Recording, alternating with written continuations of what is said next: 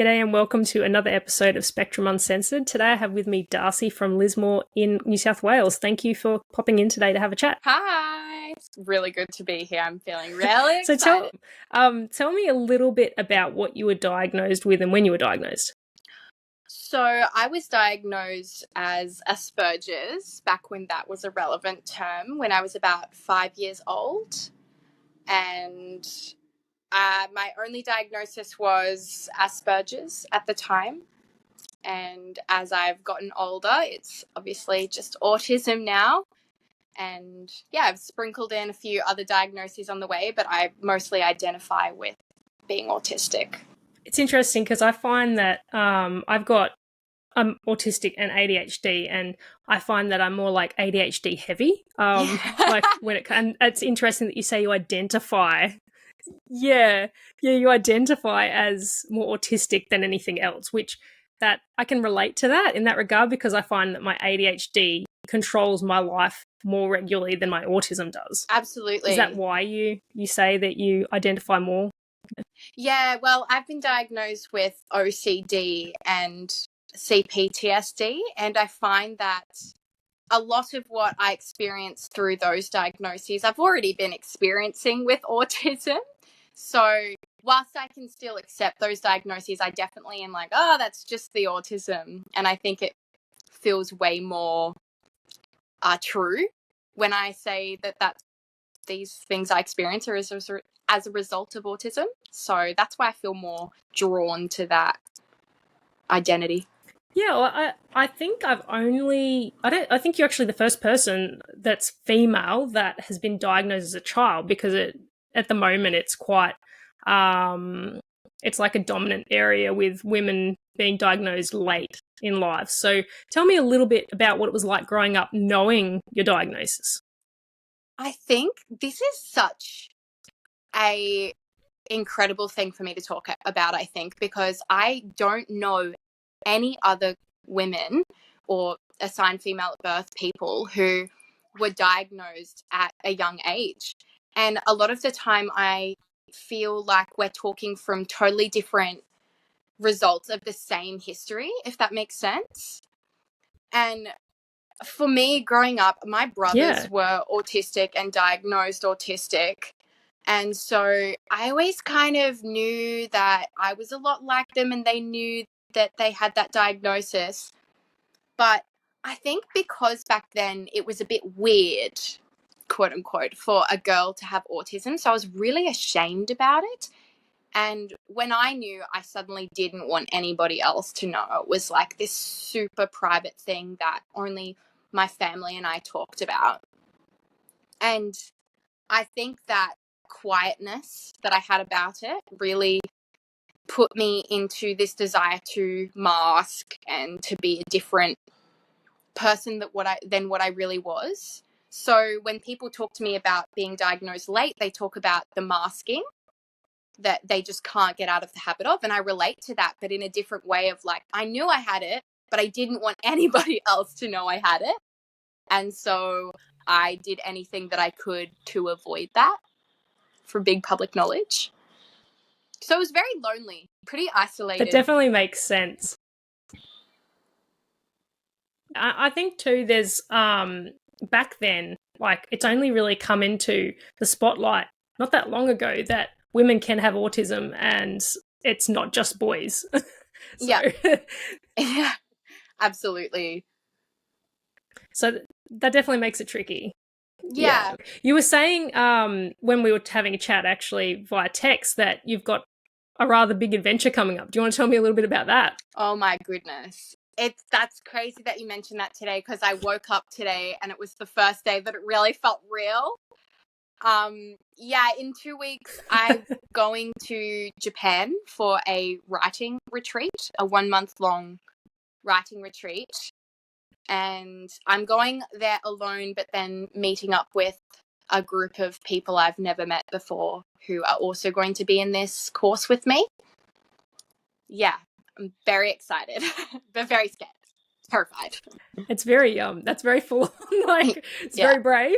I don't know if I could do it, but is are you going to document things along the way in regards to how it affects your autism and things like that?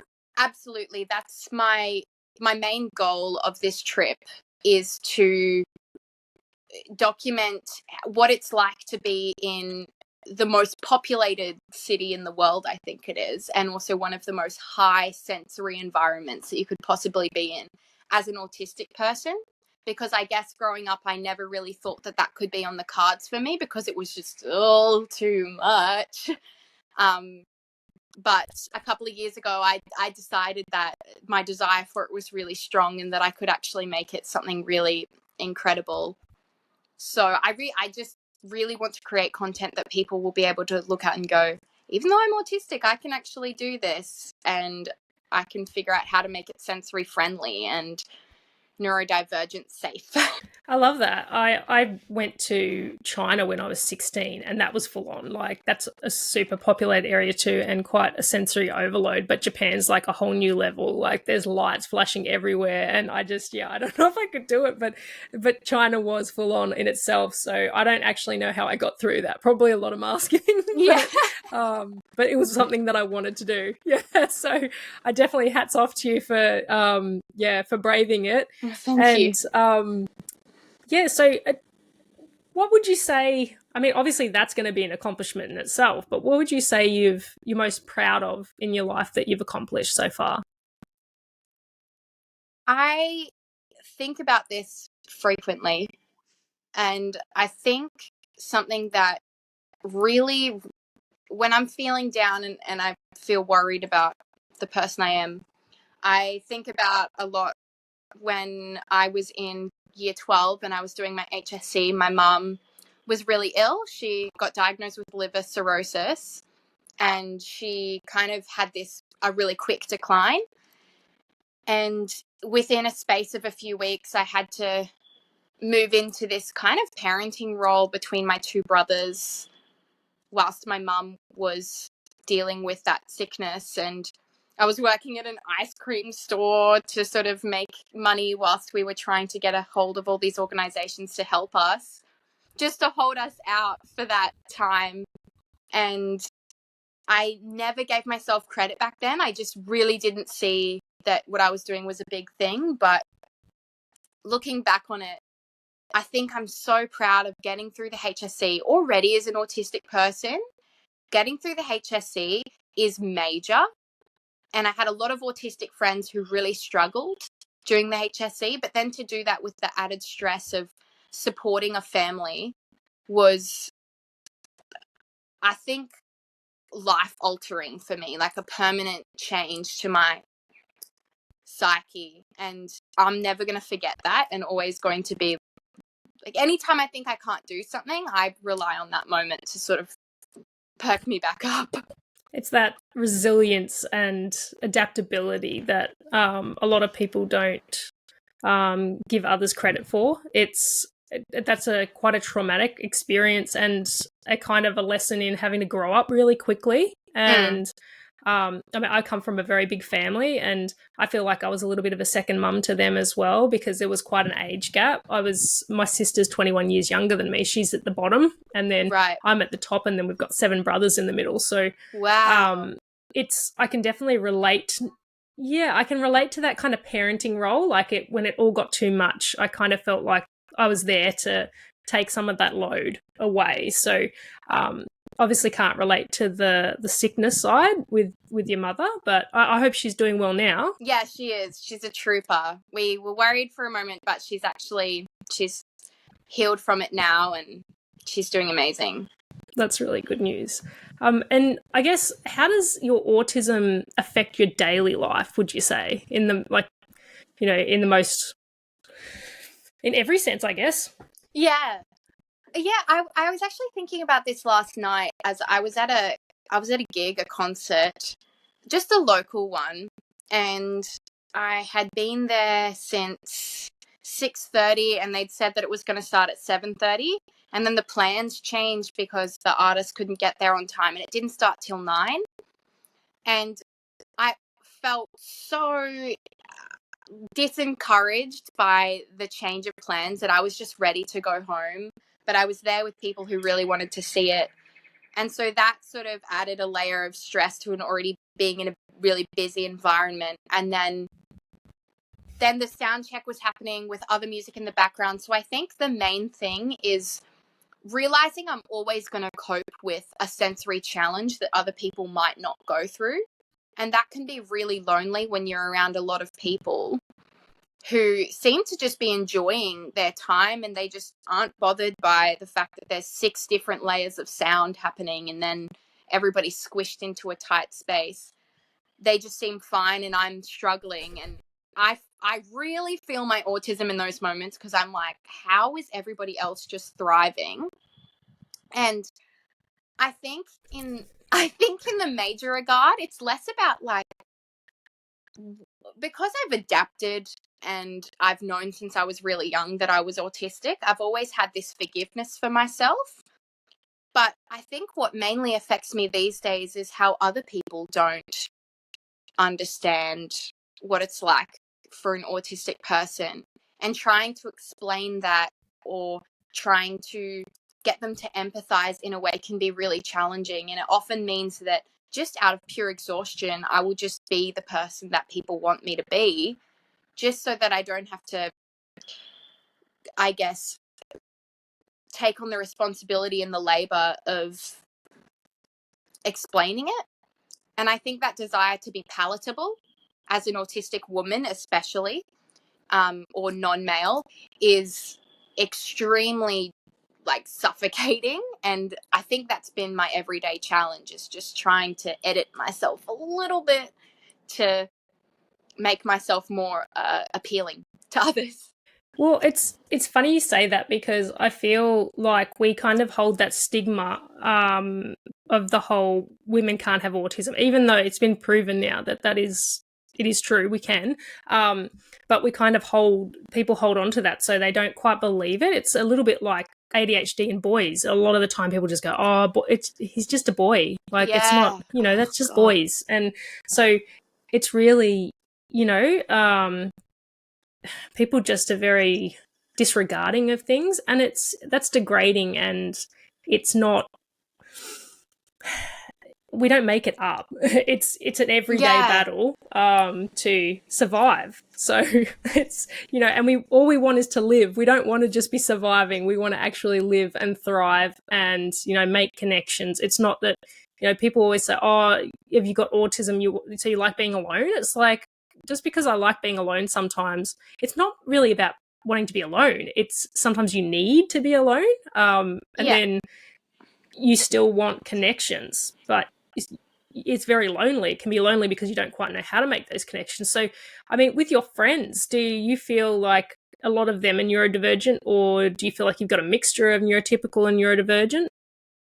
Lately, I have been entering more spaces with people who are neurodivergent, and I think it's just come a bit naturally, like, I guess, like calls to like in a certain way, where neurodivergent people usually attract other neurodivergent people. And so as I move further into more comfortable friendship spaces, I'm finding that there's a lot more neurodivergent people in them. And I think that being in spaces without neurodivergent people contributed a lot to my shame and sort of belief in this being a misfortune of mine for a really long time, because I was already thoroughly aware every single day that I'm living in this world that was created without my diagnosis in mind, and therefore everything makes little sense most of the time. And trying to filter my own coping mechanisms or trying to translate it into an autistic safe context is quite challenging. So when I'm surrounded by people who are neurodivergent, I find it's just an easier way to set into life in a way.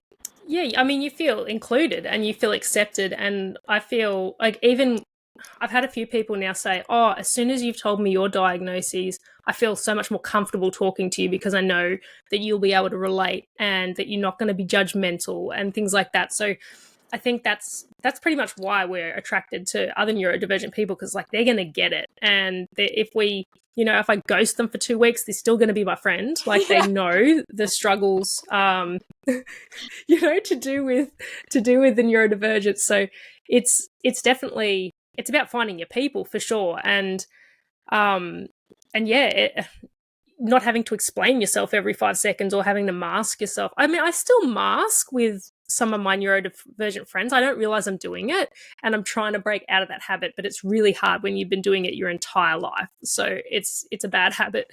And, you know, people with autism are exactly the same as neurotypical people in that we have our strengths and we have our weaknesses. So Absolutely. there's no right way to be. Like, neurotypicals aren't superior, neurodivergents aren't superior. It's just we're all our own people, and it's just that our operating system's different. But For sure. In the grand scheme of things, we all have something to bring to the table. It's there's nothing wrong with us. We're just different. So it's definitely finding those friendship groups that embrace you for who you are is a big part of kind of healing from the trauma of the past as well. And as you say, not feeling ashamed, because I found that when I was diagnosed, because I was late diagnosed, I was only diagnosed a year ago. So wow. I felt as soon as I was diagnosed that I could forgive myself, and I didn't feel so ashamed of the way I did certain things and the way I was, because it was like, now I understand. I always felt it, but I just needed that confirmation, and somebody giving that to me was very empowering and liberating. It was like, okay, now I get it. I can forgive myself, and I can move forward and work out strategies to help me better my life for the future, and try to heal from all that trauma. And you start kind of going back in time and thinking about all the things that you did as a child and all those traumatic events, and kind of sifting through things and going, okay, well, now I know why that happened or how that happened.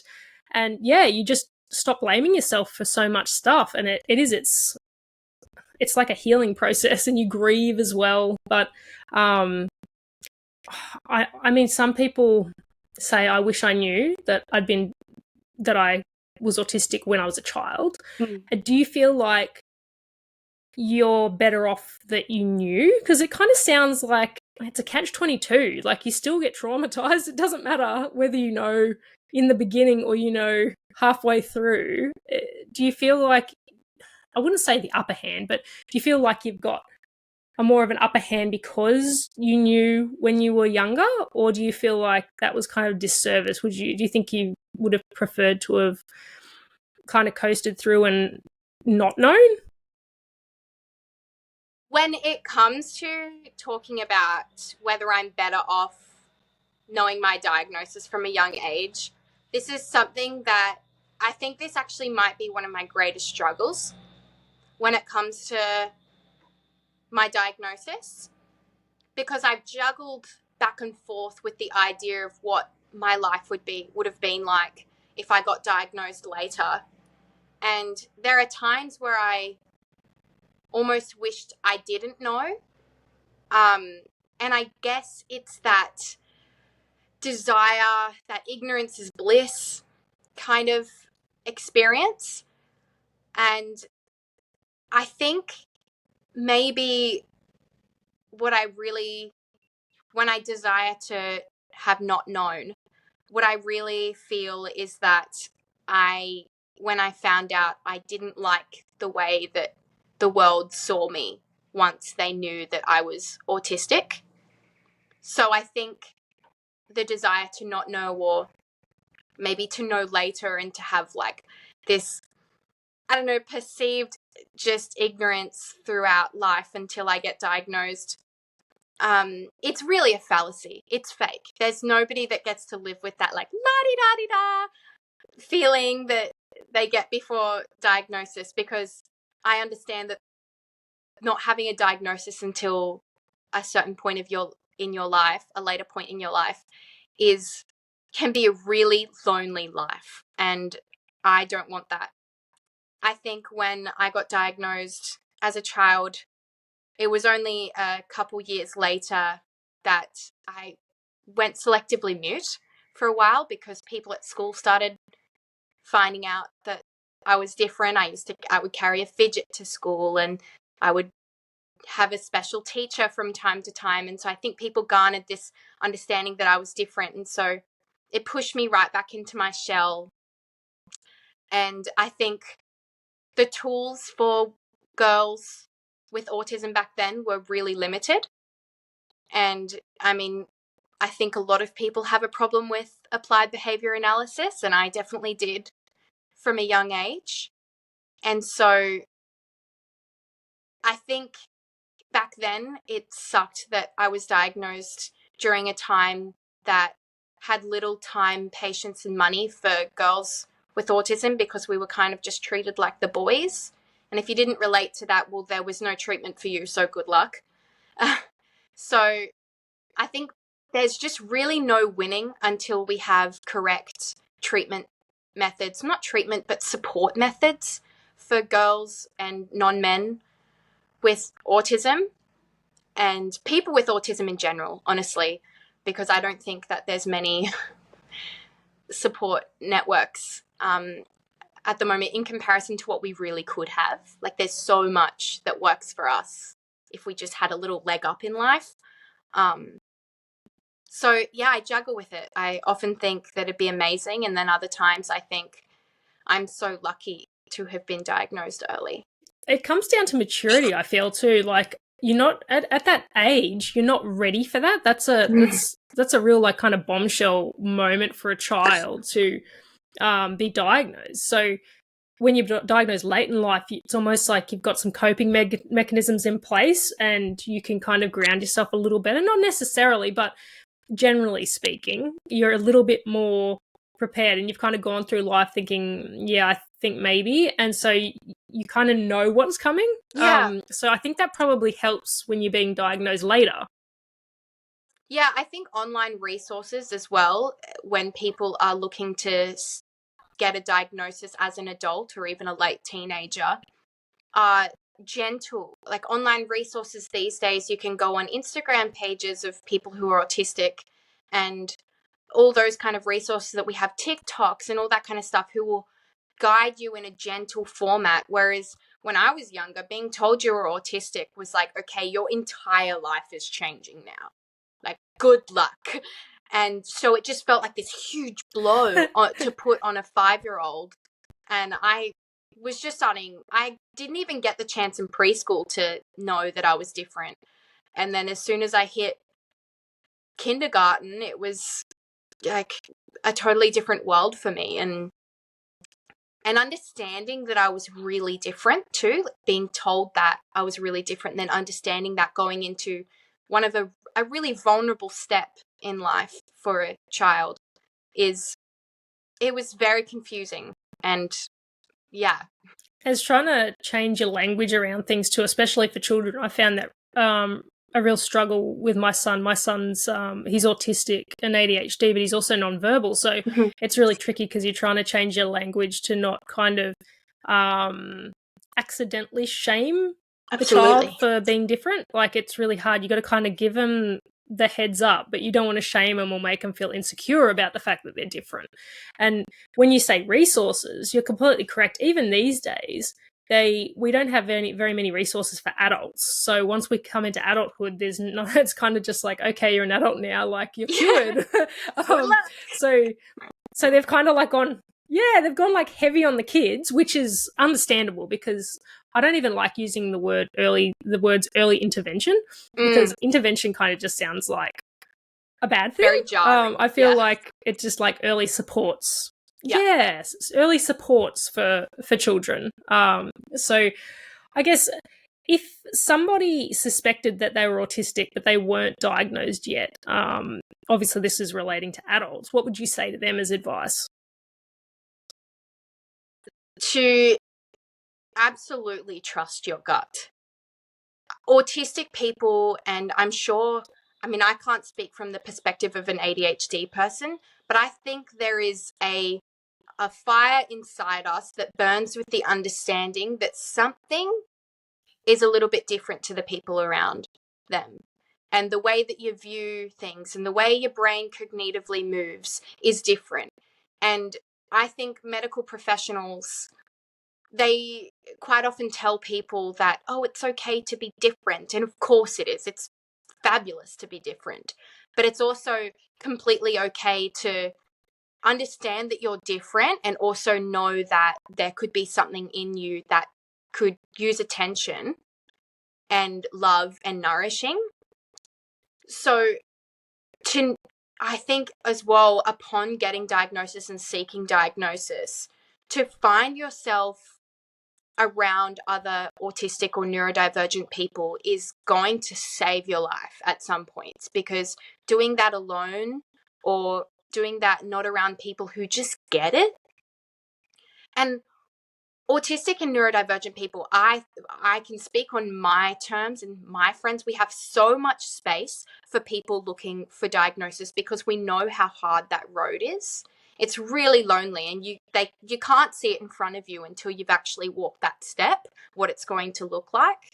And so to carry a group of autistic friends or neurodivergent friends or support with you, I think is so vital to your entry into your diagnosis. And keep going. If someone tries to tell you you're not autistic, but you still feel like you could be autistic, it's okay to seek second and third opinion. It doesn't mean you're pushing for the diagnosis. It means you have a strong sense of who you are and what you can do if you have that diagnosis behind you. Gut instinct is such a primitive thing, and we all have it. And you're so right. We need to trust that gut instinct and find your people. Like, those two things are so important, just for life in general. Like, it's just, it's such good advice. But I just want to thank you for coming in and giving me some of your time. And I wish you all the best with your trip to Japan. Thank you so I hope much. it's amazing. I'll be following along because it just sounds like it's going to be absolutely epic. But I wish you all the best, and thank you so much for coming in. No, I so appreciate the opportunity to be here. Thank you very much, Jamie. No worries. Take care.